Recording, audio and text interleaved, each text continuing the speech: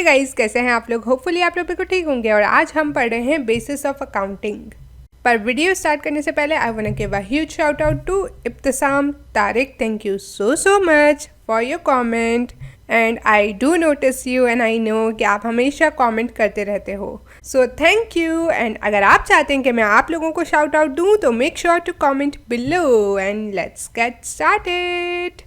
हे guys, so मेरा नाम है प्रे and this is schooling ruling. यहाँ पे हम बात करते हैं बिजनेस की, इकोनॉमिक्स की और बाकी पढ़ाई शढ़ाई की बातों की।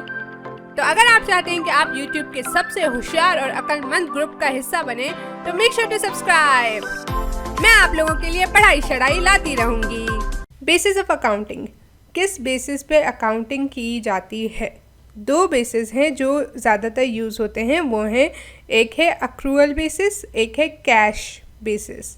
अक्रूअल बेसिस ये होता है कि आप अपनी ट्रांजैक्शन जैसे ही होती हैं, किसी ने कहा कि मैं ये ख़रीद रहा हूँ आपसे, आप उसी टाइम पे उसको लिख दोगे, चाहे कैश अभी आया हो या ना आया हो, right.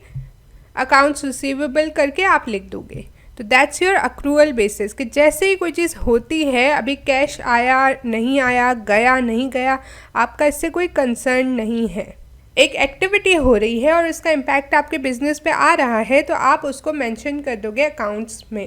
That's accrual basis accounting. Next is cash basis accounting. In cash basis accounting the accountant does not record a transaction until cash is received और पेड। कैश बेसिस यानी कैश पे होती है, जब तक कैश नहीं आया न गया तब तक आप अपनी ट्रांजेक्शन नहीं लिखोगे। This is cash basis accounting. पैसा आया है तो लिखो वरना नहीं लिखो, ऑलराइट। पहले क्या था, पैसा चलो बाद में भी आएगा तो आप लिख दो कि ये चीज़ हो गई है। पैसे खुद बाद में दोगे तब भी लिख दो। पैसों से कंसर्न नहीं है, एक चीज़ हो रही है उसको रिकॉर्ड कर दो। कैश बेसिस पे है कि पैसे आए ठीक है तो लिखो वरना नहीं। तो हम कौन सी यूज़ करते हैं? हमने गैप के बारे में पढ़ा था। अगर आपको याद हो तो ये कुछ प्रिंसिपल्स हैं, मैं इसकी वीडियो लिंक कर दूंगी डिस्क्रिप्शन बॉक्स में। और ये हमें कहता है कि बेसिकली हमें यूज़ करना चाहिए अक्रूअल बेसिस। अक्रूअल बेसिस क्यों? क्योंकि अक्रूअल बेसिस हमें सही से बताता है कि एग्जैक्टली हमारे बिजनेस में क्या हो रहा है।